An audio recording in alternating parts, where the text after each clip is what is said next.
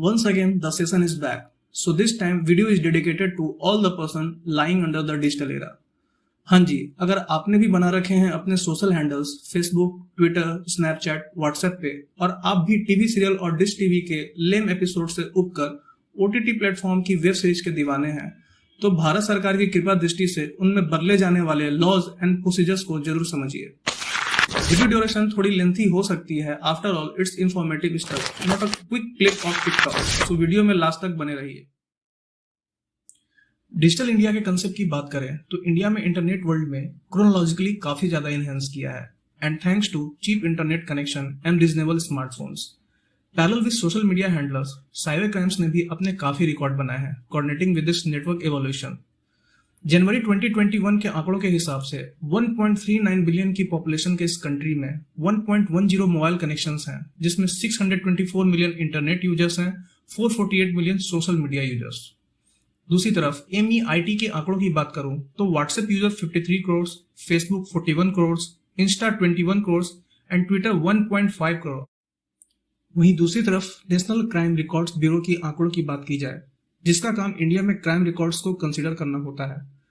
A total of 3,17,439 cyber crimes and 5,771 FIR were registered online through a centralized portal in last 18 months, जो कि last up to date है मार्च 2021 की।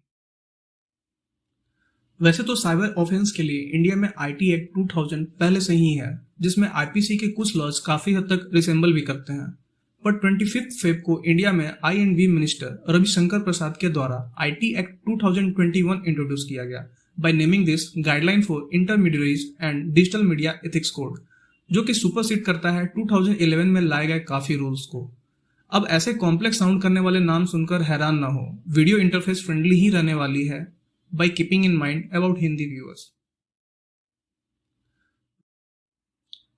तो देखा जाए तो गवर्नमेंट को यह रियलाइज हो गया कि बदलते समय के साथ इंडिया में सोशल मीडिया का इस्तेमाल तो बढ़ ही रहा है, साथ ही साथ क्राइम केसेस भी काफी ज्यादा बढ़ने लग गए हैं, और उन्हीं के कंसर्न में एक कॉन्क्रीट स्टेप लेते हुए कुछ नए नियम कानून बनाए गए हैं सारे डिजिटल कंपनीज के लिए, जिसका लुत्फ रैपिडली इंडियन 24/7 उठाते आ रहे हैं। अब सबसे पहले बात करते हैं इंटरमीडियरीज लॉ की।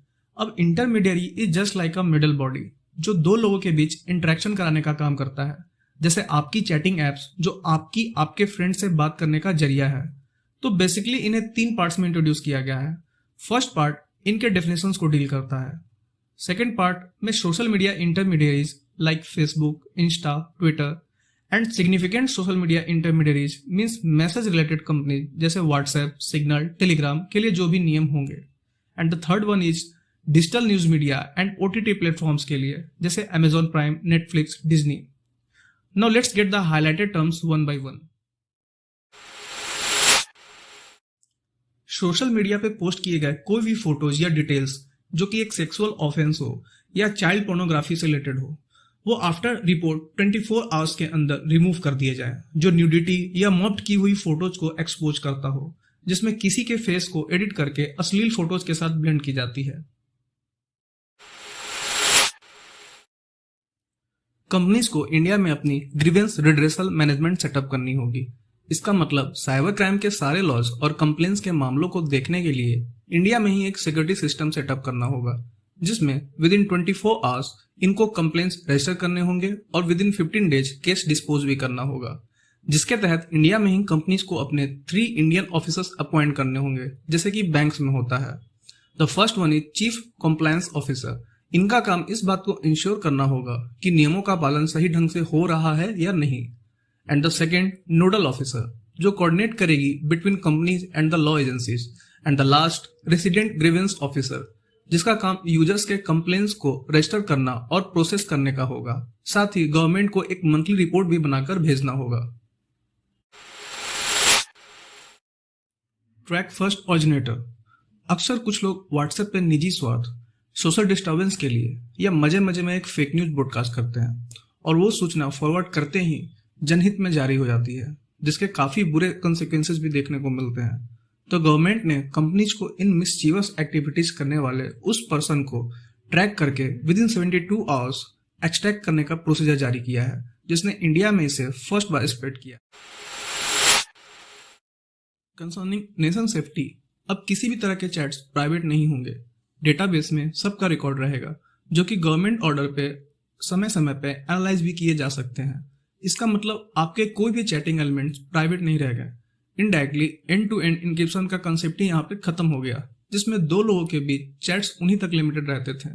अब देखा जाए तो इसके पॉजिटिव साइड से ज्यादा नेगेटिव साइड्स हैं, जिसमें यूजर्स कंफर्टेबल नहीं ही रहने वाले हैं, क्योंकि इसमें राइट टू प्राइवेसी वाली बात ही नहीं रह गई। सारे news channels, TV channels, movies, ये सब किसी न किसी एक सुपरविजन बॉडी के अंदर टेलीकास्ट होती है, जिसके तहत वैसा कोई भी कंटेंट जो ऑब्सनिटी, रिलीजियस या कम्युनल हेट्स फैलाए, सेंसिटिव मामलों को डिस्ट्रेस करता हो या एब्यूजिव मटेरियल से लैश हो, उसको सेंसर करती है। तो अब तक हमारी ओटीटी और डिजिटल मीडिया प्लेटफॉर्म्स इन सबसे लिबरल थी, पर इन पे भी norms of journalistics conduct and program code के तहत एक soft touch progressive institutional mechanism establish किया गया है। मतलब इन्हें भी अब एक रेगुलेशन बॉडी के अंदर ही कंडक्ट किया जाएगा। अब इस फ्रेमवर्क को 3 टीयर्स में रेगुलेट किया जाएगा। टीयर 1 के तहत कंटेंट पब्लिशर्स को सेल्फ रेगुलेशन करना होगा by appointing a grievance redressal officer, as I explained before. मतलब जो भी ऑडियो विजुअल कंटेंट बना रहा है उसे पहले अपने लेवल पे चीजें वेरीफाई करनी होंगी। देन टीयर 2 में रेगुलेशन करने का काम होगा सेल्फ रेगुलेटिंग बॉडीज को, जो MIB मिनिस्ट्री से रजिस्टर्ड होंगे, जिसमें अप टू 6 मेंबर्स के यूनियन, एनी रिटायर्ड जज ऑफ सुप्रीम कोर्ट और हाई कोर्ट, या कोई भी इंडिपेंडेंट एमिनेंट पर्सन भी रह सकता है। एंड द लास्ट टीयर 3 में मिनिस्ट्री खुद ओवरसाइट फॉर्मुलेशन करेगी। साथ ही कंपनीज को व्यूअर्स के एज स्टेटस के हिसाब से प्रोग्राम्स को सर्टिफाई करना होगा इन 7+, 13+, 16+, adult and universal means for all ages, जिसमें पेरेंटल कंट्रोल्स भी इंप्लीमेंट करना मैंडेटरी होगा। और कंटेंट के डिस्क्रिप्शन में नेचर ऑफ कंटेंट भी मेंशन करना होगा, ताकि व्यूअर्स को वीडियो शुरू होने से पहले ही पता लगे कि वो किस तरह के कंटेंट देखने जा रहे हैं।